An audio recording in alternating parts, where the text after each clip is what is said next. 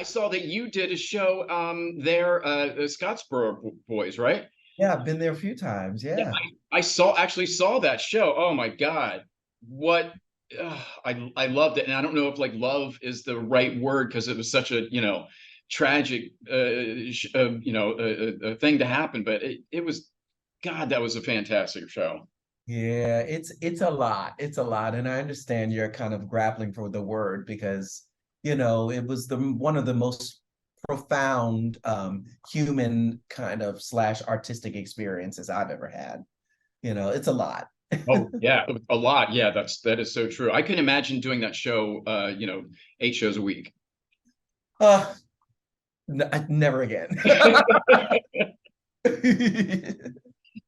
So I mean, so let's talk about your show now. So this is it's based on your life. It's kind of like your life story, right?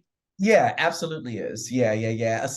A particular story of my life. Yes. Yeah. So I guess can you like tell me about the show itself? Like the Well, story. the show it's called Triple Threat, and it started out as a commission from the Young Vic when I was working over in London in 2015. David Land, the artistic director at the time, just encouraged me to write, and I had pitched him an idea about Sammy Davis Jr., and he said to me, "I'm interested in you," and no one had ever said that to me before. And he asked me, did I write? And at that point, I had written some stuff in high school, but nothing professional. And he said, well, what would you write? And I'm 18 years free of drugs and alcohol, so I started writing about these kind of like experiences that I had when I was out there as an active drug addict and alcoholic. And he was looking at me and he was like, that is not the person that I see in front of me. That's interesting. Keep writing. And that turned into the commission. And I was given a collaborator, David Thompson, who wrote the book who just got nominated for the Tony for New York, New York. He wrote the book for the Scottsboro Boys, and we were collaborators in the beginning with this story, and it was like a big play, 12 characters, and I was writing and writing and writing. And then the collaboration ended because the commission ended, and so I, retained all the rights to my story and my writing. And while I was in the Chicagoland area playing Bert in Mary Poppins, I pulled it out and I started working on it again. And I invited my friends to just hear it aloud that were working with me. And one by one, they canceled Lance for various reasons. It was a day off. I don't want to go, whatever. And so I decided to We'll just call read them jackasses. jackasses, So I decided to read it aloud by myself. I put on like a playlist of music and got a big jug of water and just read it aloud by myself. And that's when I realized, oh my God, and oh my God, that this is a one-man show because all of the people that I had made characters of, um, I knew personally. Like I knew I'd run into them on the streets, or they were my mother, or my drug counselor, or lovers, or friends. All of that. I was telling it from a particular perspective, and it would be secondhand if I'd given them to other people to play. And so I was horrified and overjoyed that I kind of found a way in. And that was in late 2019, 2020 a global pandemic happened and no other work was happening. So I really just dug into my own work. And towards the end of 2020, a theater, the Ziders American Dream Theater in Virginia Beach, I had told them about a play that I was writing, and they contacted me and they said, hey, there's, your play's a one-man show. This would be a great way to kind of like start the out of the pandemic again. It's just you. And so they gave me space in early of 2021, April 2021, and we did 5 performances. Everybody was all spaced out and masked. And but what happened there is it was videoed, it was taped. That was one of the stipulations that I really wanted, is I really wanted something to have. And that kind of calling card got me through to a producer's presentation in the fall of 2021, where I invited thousands of producers, literally thousands. Um, maybe hundreds responded, maybe 60 showed up, 5 were really interested, and then one after 3 months of that happened in October. In January, one got back to me saying like, we'd love to give you an off-Broadway, help you do an off-Broadway run and see what happens after that. And that was Traverse 32, Brendan Gall, and here we are. Nice.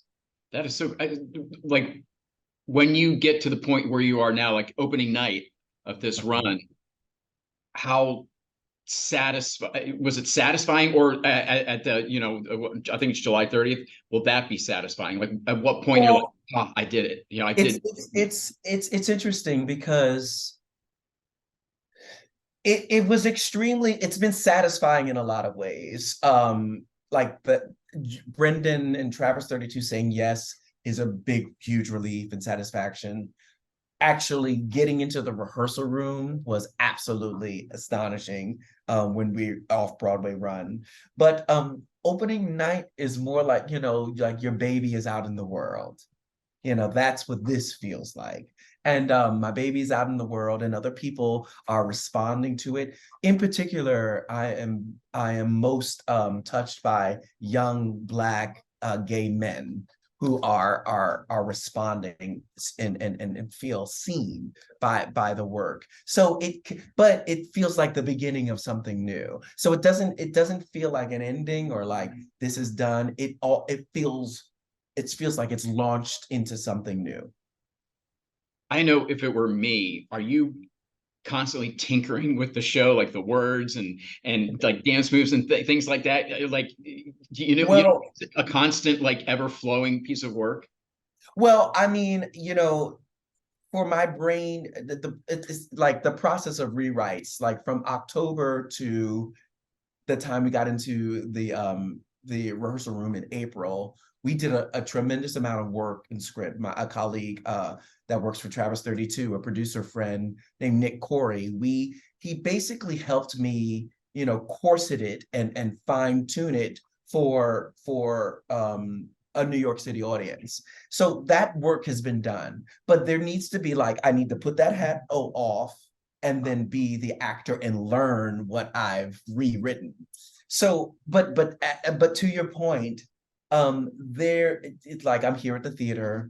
The last time we did the show was Monday night, and there are always kind of nuanced things that I'm tinkering with as the actor, as the playwright. There are no big changes, obviously, but like for instance, like me taking off a vest later on instead of like taking it like things like that, or like, I'm saying this 3 times and I need to say it once. And so now it's just once, like stuff you're finding out because this is the longest I've ever done the show. So you get more information the more you do it. Yeah. So how many characters in total are you playing? It's about 20. Yeah. No. And that's in on stage, that is in projection, and that is in voiceover. Yeah. And these are people in from your real life. Absolutely. These are people, I mean, most of the names have been changed, but these are people that I met while I was drinking and using. This is my mom, it's the drug counselor, the drug dealer. I didn't know his name. But, hey, how you doing, Tom? Yeah, I'm Jay. Take credit cards? No, none of that. Um, but like most of the people they don't have names, so I've assigned them names, but these are real people that I met along the way. And some people are still, like, I've gone back to Philadelphia, and some people are still traveling those same spaces and places doing the same thing. And this is over 20 years ago, Lance. Wow. I was going to ask, like, I'm sure some of the people in the show aren't portrayed in like a flattering light. I wonder if they would know that, or if that was, oh, if they came to see show, oh, I think that's me. Well, I mean, like the drug dealer in the corner, I don't know if he'd appreciate me portraying him selling drugs. But Right. here's the thing about all of the people is I mean, minus like the drug dealer or cop, because I was arrested during my addiction. You know, particularly the people who were in the life, I was arrested for prostitution, and you know, and I hung out in a lot of crack houses and stuff like that. These were people who were living life, and they weren't like trying to kill themselves or anything like that. So they're like touchstones within a part, a fragment of my life. I think if they came to see the show, they would really be happy with what they're seeing, because we're having a good time, we're living life, they're strong, they're vibrant, they are, you know, in the life of addiction, but they are vibrant living. So yeah. uh 20 characters, man. I've been in shows where I had to play, you know, like five, or five people, or like, maybe six, but 20, uh, man, how do you get a handle on that? You know Well, I definitely think it helps to be the writer. So it is something that I've created for them to say. But here's the thing. I mean, my first language was movement. Like movement and character are very close. Like the physicality of the individual that I'm portraying. So the key for me is the caricature, like the physicality, and that's my key in. So once I lock into that, it's like I'm in it. I'm in it. So that I can switch into its physicality, and the voice is there, the posture's there, the lines are there. You know, that's my own personal way. who was like the hardest character that you had to do? Oh, the hardest. And I think it's because of emotional reasons, is my mother, but it's also the easiest. But it's that journey in the show is emo. So that's the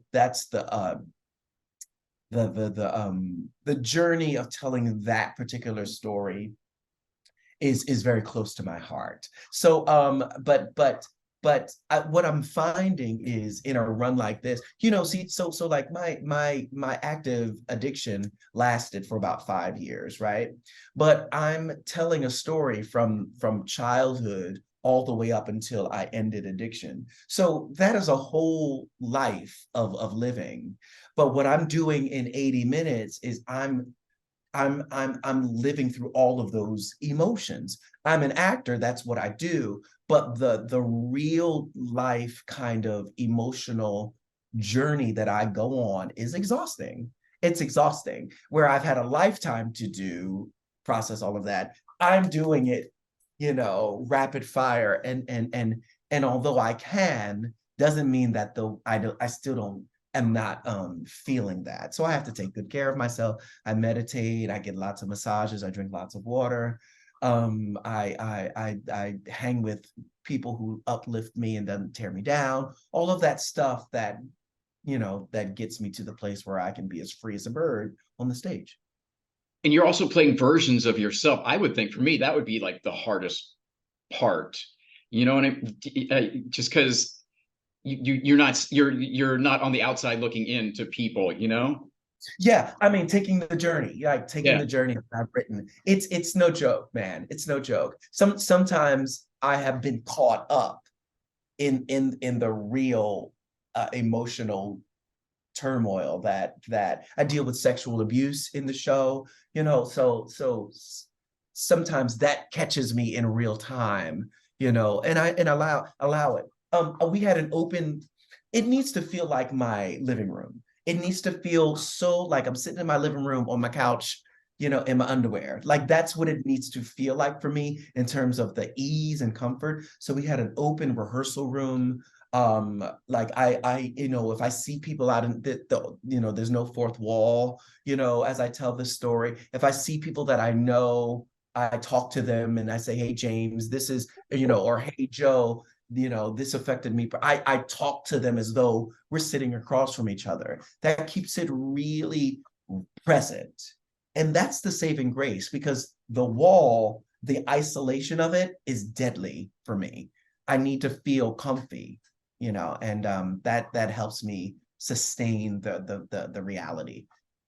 You mentioned some of the things, the topics that you talk about in the show. Uh, did at any point during the writing, did you think, man, I probably shouldn't, I don't want to cover this, you know? Nothing like that. There have been edits only because, how many stories do you need to tell in a bathhouse? Like, or how many stories you need to tell while you're smoking crack? Like it's you just, but no, the story needs, it's an authentic storytelling. So I need to go there so that a person who does not have an understanding of where addiction can take you understands when they leave after this 80 minutes. That's why it needs to be told the way that it is being told. No holds barred, where the bodies are buried, all of this type of, I'm kidding, all of this information so that you can get a peek behind the curtain of what it's like in the mind and in the heart of a person who struggles with sexual abuse and getting to the other side of that, and addiction.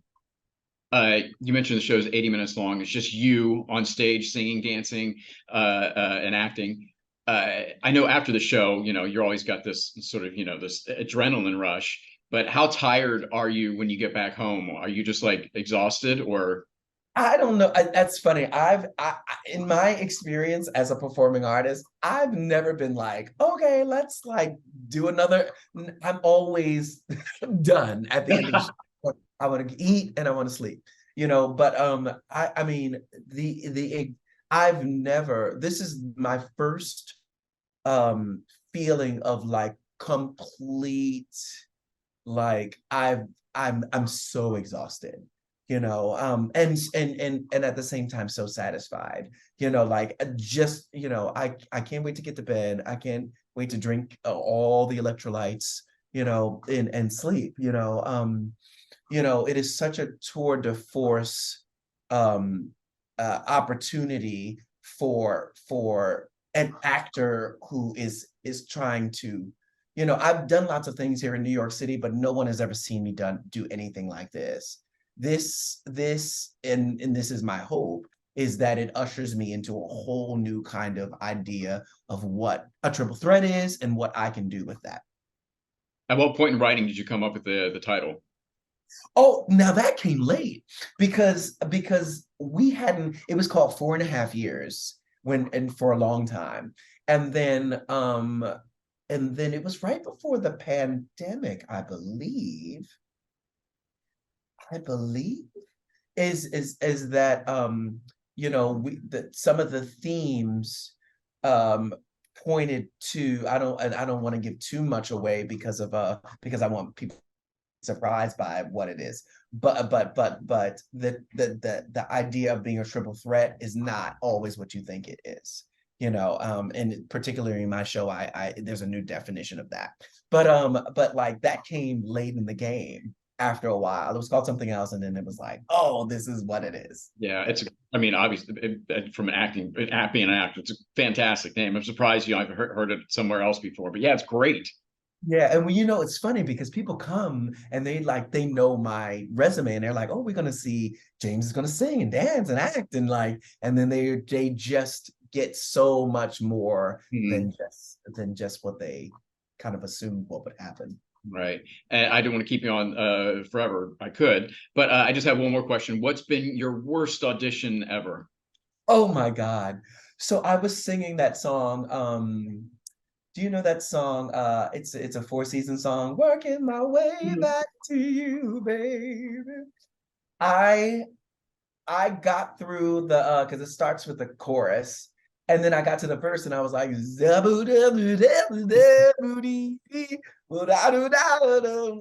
was three. Like it was like so terrible. I remember that one. That was pretty bad. I had a Hamilton audition where it was kind of like I thought it was one thing and then it like led to another thing. And I just stopped the audition because I was like, I'm gonna like hurt myself because I'm just singing too much and I just wasn't prepared Mhm. to be doing all of this singing today. So it's so interesting. It goes back and forth, but Yeah, those are pretty bad. Those Bad things. ones are bad, man. They're never far from your brain. How about you? How about you? Oh man, I've had I think the worst one, I was doing a commercial audition and it was like I was supposed to catch like a ball or baseball or something. And the casting director, she kept on throwing the ball. She said, and don't leave outside this box. She kept Oh, throwing it out at me, but like the ball was like out here, so I had to go like this. oh, And she yelled, she said, don't leave out of the box. And I was like, okay. oh. She threw it again, and I had to go like this. And she did it 3 times, and she yelled at me each time. And then so finally she threw it again, and I just stood there.